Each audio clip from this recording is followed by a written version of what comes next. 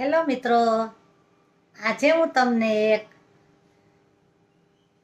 મસ્ત નાના ટોપિક ઉપર વાત કરવા જઈ રહી છું.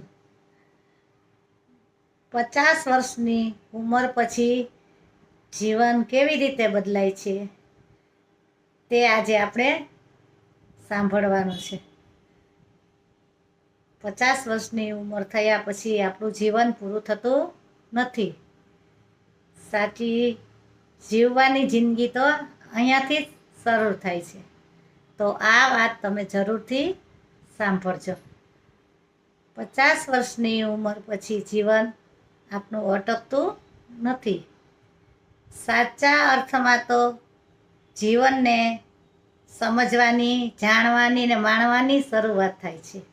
આ ઉંમરે આપણે એટલું તો શીખી જ જઈએ છીએ કે દરેકને ખુશ રાખવા એ આપણા હાથની વાત નથી, પણ પોતાની જાતને ખુશ રાખવી એ તો આપણા હાથમાં જ છે.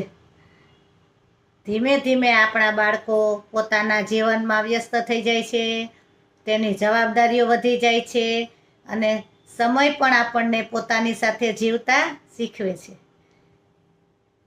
હવે પૈસા કરતાં વધુ કિંમતી બને છે સારું સ્વાસ્થ્ય, મનની શાંતિ અને પોતાના લોકોનો સાથ. જે લોકો આ ઉંમરને જીવનનો અંત માને છે તેઓ મોટી ભૂલ કરે છે. આ તો નવા સપના જોવાની, નવું નવું જાણવાની, નવું નવું માણવાની અને પોતાના માટે સુંદર જીવન જીવવાનો સમય છે. જો તમારી ઉંમર 50+ છે તો તમે એક વાત જરૂર યાદ રાખજો: ઉંમર માત્ર તો એક આંકડો છે. જીવનની સાચી શરૂઆત તો હવે જ થશે. તમે પણ જો 50+ ઉંમરના છો તો ગર્વથી કહો કે હું પણ 50+ છું. હું પણ મારી જિંદગી મારી મોજમાં જ જીવીશ.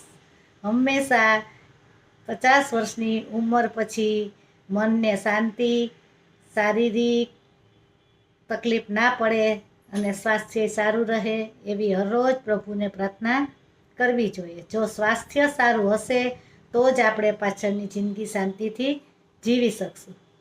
જો મારી આ વાત તમને ગમી હોય તો મને લાઈક, શેર અને કોમેન્ટ કરજો. આવજો બધા. જય શ્રી કૃષ્ણ. પાછા મળીશું નવા ટોપિકમાં.